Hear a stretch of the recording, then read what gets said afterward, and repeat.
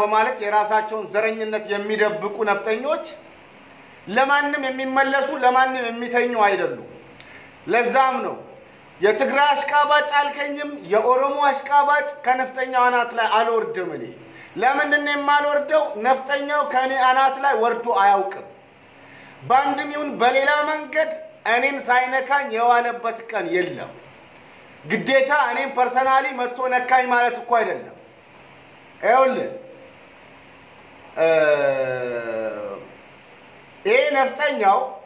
ነፍጠኛው አጠቃላይ ኢትዮጵያ የኔ የእጅ ስራ ነች እኔ ነኝ የፈጠርኳት እንደውም ኢትዮጵያን ብቻ አይደለም እናንተንም እኔ ነኝ የፈጠርኳችሁ እስከ ማለት የሚደርሱ እኛንን ለራሳቸው አልሰለጠኑም ለራሳቸው ዛሬውኑ ባዶ እግራቸውን የሚጓዙ 1000 ጊዜ የተሰፋ ቁምጣ የሚለብሱ በስራት ቁምጣ መልበስ እኮ አለ እኔም ቁምጣ ለብሼ ነው ምዞረው አሁን ሙቀት ስለሆነ ቁምጣ ነው ማለት ቁምጣም ስራት ያለው ቁምጣ የማይለብሱ እኛን የሚለብሱትን እንደው አንዳንድ ዘመናዊ ልብሶችን ሰርተን የምንሰጣቸው ሰዎች አሰለጠናችሁ ይላሉ አንድ ነገር ልንገራችሁ ኢትዮጵያ ኋላ ቀር የሆነችው በዚሁ በነፍጠኛው ሸርና ተንኮል የተነሳ ነው ነፍጠኛው ላንዴና ለመጨረሻ ጊዜ ከኢትዮጵያ ፖለቲካ ተሰብሮ ቢሆን ኖሮ ሰላም ይገኝ ነበር ኢትዮጵያም ትበለጽግ ነበር እውነትና አብይ አህመድ እንደሚሉት ብልጽግና ይያሉ ውድመት ሳይሆን እውነተኛ ብልጽግና ትበለጽግ ነበር በመተት በውሸት በወረራ ሀገር ማቅናት የሚባል ነገር የለም በትግራይ በኩል ወልቃይት የኛ ነው ኮሚሽን ምንድነው የተወካዮች ምክር ቤት ምናምን በእናት መልስልን ምናምን ምርጫ ከተደረገ ተበላን አለቀ ትግራይ ትሄዳለች አንድ ነገር አለኝ ትግራይ እንዳትሄድበት የሚፈልግ ኢትዮጵያዊ ትግራይን መግፋት የለበትም በነገራችን ላይ ይሄ የነፍጠኛው ፖለቲካ ላለፉት 30 አመታት ለምስራቅ አፍሪካ 3 ሀገሮችን ያበረክታል ከኤርትራን ጨምሮ ከቆጠርን ማለት ነው አሁን ትግራይ መንገድ ላይ ነች ወደዳችሁም ጠላችሁ ትግራይን አንበርክኬ ኢትዮጵያዊ አደርጋለሁ ያለ ፍላጎቷ አሁን እኮ ኢትዮጵያዊነት ፍላጎት ነው ትግራይ ኢትዮጵያዊ ሆኖ የመኖር ፍላጎት ሲኖረው ብቻ ነው ኢትዮጵያዊ የሚሆነው ኦሮሞም እንደዚሁ ዛሬ ላይ ተጽኖ ፈጥሬ የትግራይን ህዝብ አንበርክኬ ኢትዮጵያዊ አድርጌ አኖራለሁ ብሎ ማለት የትግራይን ህዝብ የራሱን ሉዓላዊ ሀገር እንዲመሰረት መጥፋት ነው የነፍጠኛው ስርዓት ነው ሻቢያን የገነጠለው የነፍጠኛው ጭቆና ከነሱ ጋር አብሮ ከመኖር መሞት የሚመርጥበት ህይወት ላይ ነው ያለው ህዝቡ ማለት ያየነው እኮ ነው ነፍጠኛው ካባ ያለበሳቸው በሙሉ ነፍጠኛው እኮ ያወደሳቸውን ያከበራቸውን እንኳን ጠልፎ የሚጥል ወራዳ ፖለቲካ ነው የነፍጠኛው ፖለቲካ ለማ መገርሳን ካባ ያለበሰው አዋረደው ታከለውማን ካባ ያለበሱት አዋረዱት አብይ አህመድን ካባ ያለበሱት ይሄው ከኢትዮጵያውያን ለይተው ብቻውን አስቀሩት ዛሬ ለአብይ አህመድ እውነት ስለ እውነት ብሎ የሚሰራው ነገር እውነት መልካም ነው ብሎ በሚሰራው ነገር መልካምነት አምኖ የሚደግፈው ኢትዮጵያዊ የለም በጥቅም ደስ ባለኝ የሚደግፈው ቢሆን እንጂ እና አሁን ዛሬ ደግሞ አዳነች አቤቤን የመጣን ሁሉ እየሸለሙ አስክረው አሁን እኮ ሽልማቷ ምን መሰላችሁ ሽልማቷ ሰዎቹ የወጡበትን ማህበረሰብ ትተው እነሱን እንዲያገለግሉ ነው ጭብጨባ ሽልማት ኦቦሌን ጮለታ ተናግረዋል እውነት ነው የተናገሩት ነፍጠኛ ካጨበጨበልህ ነፍጠኛ ከተደሰተብህ የሆነ ስተት እየሰራህ ነው ለዚህም ነው ነፍጠኞች ይሸልማሉ ሰዎች ስተት ይሰራሉ ነፍጠኞች ያጨበጭባሉ ጥሩ ሰዎች ይበላሻሉ ታከለውማ ለዚህ ምስክር ነው ታከለውማ ያበላሹት በእነሱ ጭብጨባ ካበላሹት በኋላ ግን ጠልፈው የጣሉት ራሳቸው ዛሬ ስሙን የሚያጠለሹት የሚከሱት እነሱ ራሳቸው ናቸው ትላንት የሸለሙት ሰዎች ትላንት የተቃቀፉት ሰዎች እና የነፍጠኛው ፖለቲካ በጣም አደገኛ ነው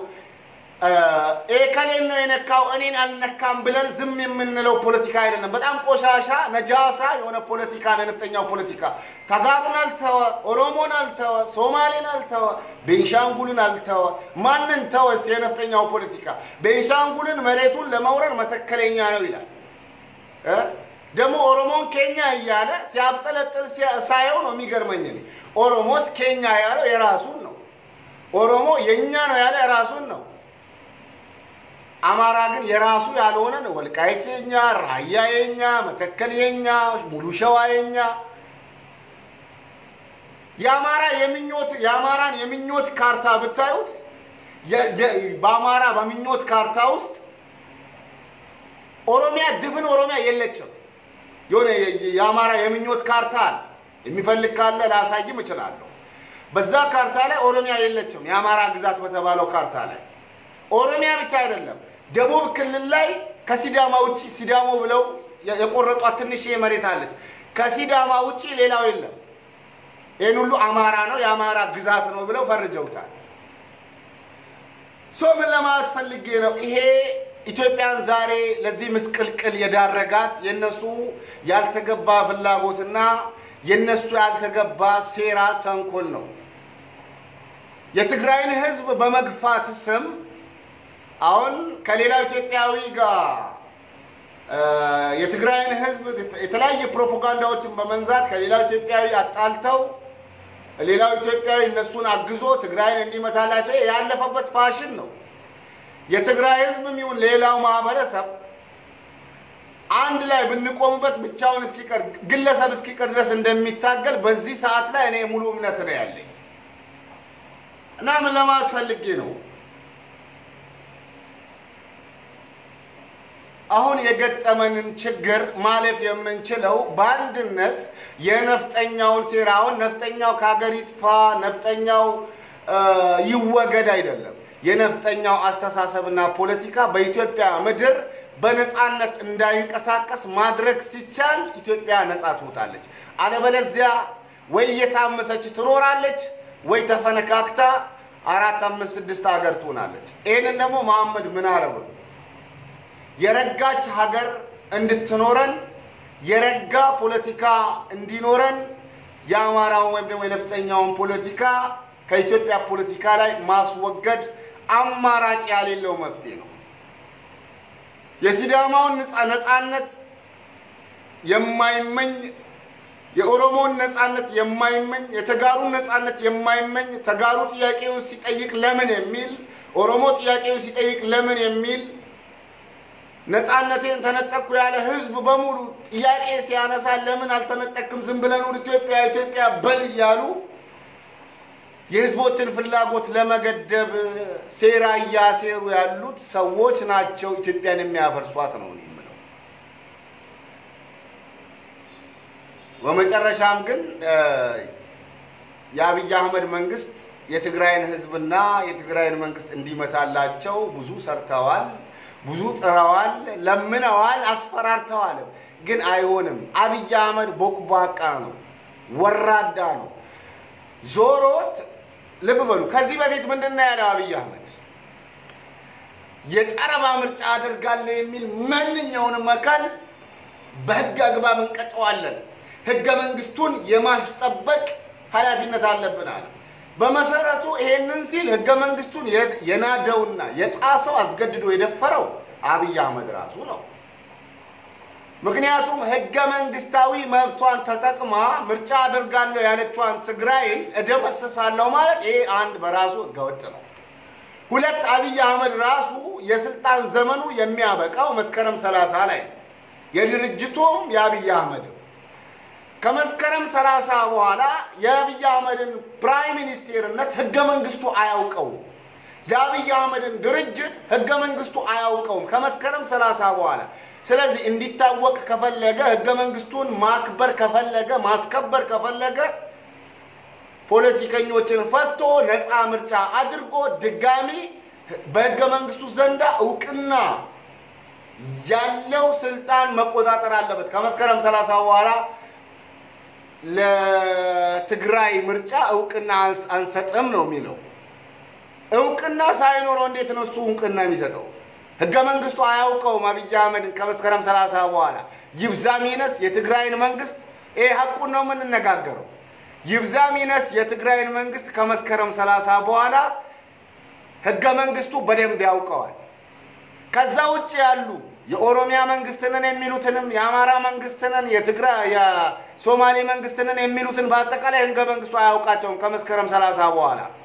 ምክንያቱም የስልጣን ዘመናቸው መስከረም 30 ላይ ያበቃል ማደስ የሚችሉት ደግሞ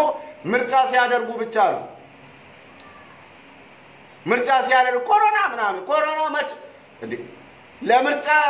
ለምርጫ በሚደረግ ሰልፍ ብቻ ነው እንዴ ኮሮና የሚዛመተው ዛሬ ህዝቡ ለነጻነቱ በሚያደርገው ትግል ላይ በምን ያህል ደረጃ እንደሚሰለፍ ያየነው እኮ ነው ህዝቡ ሰልፍ እየወጣ እኮ ነው ህዝቡ እየተሰበሰበ እኮ ነው ኮሮና እንዳይስፋፋ ከሰጋ የህዝቦችን ጥያቄ መልሶ አደባባይ እንዳይወጡ ማድረግ አለበት እንደው እውነት ለመነጋገር አብይ አህመድ ምርጫ ማድረግ አልፈለገም ለምን እንደማያልፍ ያውቃል ለዚህም ነው በኮሮና አሳቦ ምርጫ ማራዘም የፈለገው አሁን ካለው ሰላማዊ ሰልፍ ለምርጫ የሚደረገው ሰልፍ ይሻላል ቢያንስ ለመምረጥ የሚወጣው ህዝብ ተራርቆ ይመርጣል ዛሬ ግን አንድ ላይ ተሰብስቦ ነው ድምጹን ያሰማ ያለው ህዝቡ ለማንኛውም ብልጽግና ፓርቲም ይሁን አሁን ያለው መንግስት ዘላለማዊ መንግስት ነው ብለው የሚደግፉ ኃይሎች ተሳስታችኋል ብትመለሱ ይሻላል ምክንያቱም ያ የፈረጠመው ኢህአዲግ ፈርሷል ፍርስርሱ ወጥቶ ግማሹ ብልጽግና ሆኗል ግማሹ ህዋት ሆኗል እንዴ ከታሪክ የማይማር ሐልቅ እኮ ነው ያለው ከታሪክ መማር አለብን ደርግ በአፍሪካ የማይደመሰስ ሰራዊት አለው የተባለለትን ሰራዊት ህዋትና ኦነግ ደመሰሱት ከሻቢያ ጋር አለቀ አስፈሪ የነበረው የኢህአዲግ ስብስብ በቄሮ ትግል ተደመሰሰ ትላንት ኢህአዲግን ፈርጣማ ኢኮኖሚ ያለውን የውስጥ አንድነት ያለውን ኢህአዲግን ፍርክስክሱን ያወጣ ቄሮ እቺም ብልጽግና ምን ማቀም የላትም እኮ ህዝባዊ መሰረት ቢያንስ እንኳን ተንኮለኞችን ከላይ እስከታች አልዘረጋቸው አሁን ባለፈው ኦሮሚያ ላይ 1000 ምናምን ካድሬዎችን ከሁሉም አካባቢ አነሳን ምናምን ሲሉ ነበር ያነሷቸው ካድሬዎች የነለማ መገርሳ ኔትወርኮች ናቸው አሁንም በየወረዳው ያለው ካቢኔ አብዛኛው የነለማ መገርሳ ኔትወርክ ነው ለዛም ነው ከላይ ያለው አውራውን ጠልፈው ጥለው ከታች ያለው የነለማ መገርሳ ኔትወርክ ግራንድ ይገባው ያደረጉት እነለማ መገርሳን ከላይ ጠርበው የጣሏቸው ከታች መሰረት ስላላቸው ነው አብይ አህመድ ከላይ አጠገቡ ለነታየ ዳንዳሉ ከስር ግን ሰው የለውም እመኑኝ ነው ማለት ካድሬው ራሱ ከስር ሰው የለውም ለዚህም እኮ ነው እነ ጀዋር መሐመድ ጋር ከመጋረጃ ጀርባ ምስክርነት ሊሰጡ ሄደው ምስክርነቱን ከመስጠታቸው በፊት ሙሉ መረጃቸው የምስክሮቹ ይወጣው በእያንዳንዱ ቦታ ለህዝብ የታመኑ ሰዎች አሉ ሰዎች ብቻ ህዝቦች አሉ እና አብይ አህመድ የማይወድቅ መስሏችሁ የሚሰራውን ግፍ ሁሉ ባላየ ያለፋት እናቶች እየተገደሉ አባቶች እየተረሸኑ ወጣቱ እንደ ተራ የሰው ልጅ ነፍስ እንደ ተራ የተቆጠረበት ሰዓት ላይ ዛሬ ኢትዮጵያዊነትን የምታቀነቅን አጠቃላይ ማለት ነው ቄሮንም ይሁን ሌላውን በጭራቅነት የምትስል የብልጽግና ተላላኪ ቢያንስ የሰውን ልጅ በጥይት እየቆላ ጫካ የሚጥልን አውሬ የምትደግፍ አውሬ ነህ አንተ እኔ ከሚገድለው በላይ ጥይት ከሚተኩሰው በላይ ጥይት ከሚያስተኩሰው በላይ አንተ ነህ አውሬው እየተሰራ ያለውን ግፍ እያየ በጎ ነገር እየተሰራ ነው ብለ የምትለው ነገር በጣም ያናድዳል እና ሌላው የይቅርታ ቀን ብለው የሃይማኖት አባት አይባሉ ካድሬ አይባሉ ተሰብስበው ዛሬ ሲቦታረፉ ውለዋል እኔ ከዚህም በፊት እንደተናገርኩት ወደፊትም እንደምናገረው ቄስ ይሁን ሼክ ፓስተር ይሁን ጳጳስ ዑለማው ይሁን ምናምን አያገባኝም ከተበደሉ ህዝቦች ጎን እስካልቆመ ድረስ እኔ ዘንዳ ክብር የለውም እናገረዋለሁ ዛሬ አፌን ማፍታቻ ነው የመጣሁት ከሳምንት በኋላ ነው የመጣሁት እናገራለሁ እኔ ከገዳይ ጋር የሚቆም ሼክ አላከብርም ከገዳይ ጋር የሚቆም ቄስ አላከብርም ከገዳይ ጋር የሚቆም ፓስተር አላከብርም እኔ የማከብረው ፓስተር እኔ የማከብረው ሼክ እኔ የማከብረው ቄስ ከተበዳዮች ጎን የቆመውን ነው እና ዛሬ በብልጽግና መድረክ ላይ የይቅርታ ቀን እኔ የይቅርታ ቀን እነሱ ናቸው እንደው እነሱ ለሌላው ይቅርታ የሚያደርጉ ሰዎች አይደሉም ምናልባት ጥፋታቸውን አምነው ወደፊት አናጠፋም ብለው ይቅርታ ሊደረግላቸው የሚገባቸው ሰዎች ናቸው ቄሶቹም ሼኮቹም ዑለማዎቹም እዛ ጋር የነበሩት ከብልጽግና ጋር የነበሩት ማለት ነው ህዝቡ ምን በበደለ ነው ካድሬ ተሰብስቦ የይቅርታ ቀን ብሎ ስለ ይቅርታ ሲጀመር ያውቃሉ ይቅር ያላቸውን ህዝብ ዳግም የገደሉ ይቅር ብሎ እንደገና አደራ የሰጣቸውን ህዝብ መግደል የጀመሩ ስለ ይቅርታ ምን ያውቃል የአብይ አህመድ ካቢኔ ትላንት እኮ ከኢህአዴግ ጋር አብሮ ለ27 ዓመታት ኢትዮጵያውያንን ሲገድል ሲያሳድድ ሲያስር ለአቅማዳም ያልደረሱ ወንዶችን አስገድዶ ሲደፍር የነበረው የአብይ አህመድ የደህንነት መስሪያ ቤት ነበር ዛሬ ታወራኛለህ ለኔ የአብይ አህመድ የደህንነት መስሪያ ቤቱ ቁልፍ ሰው ነበር ኢትዮጵያ ውስጥ በሰፊ ወንጀል የተሰራበት መስሪያ ቤት ደግሞ የደህንነት መስሪያ ቤቱ ነው ያ የደህንነት መስሪያ ቤት ውስጥ ሲሰራ የነበረ ሰው ይቅርታ ጠይቆ ዳግም አላጠፋም ብሎ ይቅር ያለውን ህዝብ ዳግም የበደለ ሰው ስለ ይቅርታ ምን ያውቃል ብልጽግና ይቅርታን አያውቅም ነው ማለት አንድ ነገር ደግሞ መናገር ፈልጋለሁ አበደን ወለቴን ነው ማለት የነብልጽግና ራይ እውን አይሆንም በጣም እውን ሊሆን የማይችል ግን ሊያተረማምሰን የሚችል እልቂት ሊፈጥር የሚችል ኢትዮጵያ አንድ የነበረችዋን ኢትዮጵያ ወደ 4-5 ሀገር ሊከፋፍላት የሚችል ራይ እንጂ እድሜ ያለው ራይ አይደለም ኤርትራ የተገነጠለችው አብይ አህመድ ባለው አስተሳሰብ ምክንያት ነው በጨፍላቂ አስተሳሰብ ትግራይ አሁን ቋፍ ላይ ያለችው በአብይ አህመድ አስተሳሰብ ነው የአብይ አህመድ አስተሳሰብ ደግሞ የነፍጠኛው አስተሳሰብ ነው በነፍጠኛው አስተሳሰብ ሀገር መምራት አይቻልም ሀገር ማፍረስ ቢሆን እንጂ ያለም ቁዞ ያለም ጭራ የሆነችው ሀገራችን በነፍጠኛ አስተሳሰብ ለ150 ዓመታት ስለተገዛች ነው በነጭ አልተገዛንም ባርነት አልተገዛንም ትላል ባርነት የተገዙ ሀገሮች ዛሬ በስልጣኔ ይሁን በኢኮኖሚ በልተው ሄደዋል ደሞ ሲጀመር የኢትዮጵያ ህዝብ ባልሰለጠነ በነጭ አልተገዛንም በነጭ ያልተገዛነው ደግሞ በታማኝ አባቶቻችን ለስልጣን ብለው ሳይሆን ለክብራቸው በታገሉ አባቶቻችን ምክንያት በባርነት አልተገዛንም በማን በነጭ ግን እኮ ባልሰለጠነው በደንቆሮ በነፍጠኛው ባርነት ተዘፍቀናል ኢትዮጵያውያን በባርነት አልተገዛንም ሲባል መታሰብ ያለበት ነገር በነጭ ነው ያልተገዛነው እንጂ በደንቆሮ ባልሰለጠነ ቢያንስ እንኳን በባርነት ገዝቶ አገር ሊለውጥ ባልቻለ በደንቆሮ በነፍጠኛ ተገዝቷል ኢትዮጵያ ተረግጧል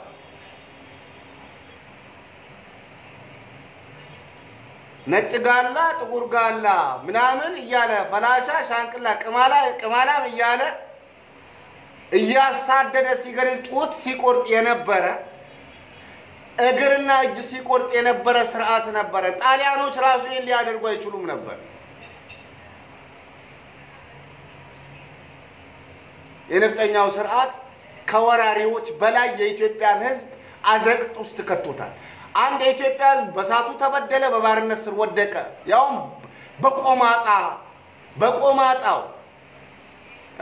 አንድ የኦሮሞ ተዋጊ አሉ አርሲ አካባቢ ናቸው መሰለኝ ያጼ ምኒልክን ሚስት ወስደው 4 ወር ነው 3 ወር እቴጌ ጣይቱ እንደፈለጉ አድርገዋት እኮ ነው የመለሱለት እና ጀብዶችም ነበሩ ከባርነቱ ውስጥ ለማለት ፈልጌ ነው እና የነፍጠኛውን ስርዓትና ነፍጠኞችን ሳወቅስ ግዴታ እኔ ቤት መጥተው እስኪደርሱብኝ ድረስ መጠበቅ የለብኝም ነው በትግራይ በኩል ወልቃይት የኛ ነው ራያ የኛ ነው አክሱም የኛ ነው የሚሉ ደንቆሮች በኦሮሞ በኩል ደግሞ ሲመጡ ደራ የኛ ነው ሸዋ የኛ ነው በረራ የኛ ነው ይላል በቤንሻንጉል በኩል ደግሞ ሲሄዱ መተከል የኛ ነው የጉሙዝ መሬት የኛ ነው የበርታ መሬት የኛ ነው ይላሉ በሶማሌውም በኩል እንደዚህ ሀገር ያቀናን እኛ ነን የፈጠርናቸው የማይሉት ነገር የለም እንደዚህ አይነት ህዝቦች ለማንም የማይመለሱ ነጃሳ አስተሳሰብ ስላላቸው ማንኛውም አካል ጋር ሲደርሱ ለምን ደረሳችሁ ሊባሉ ይገባል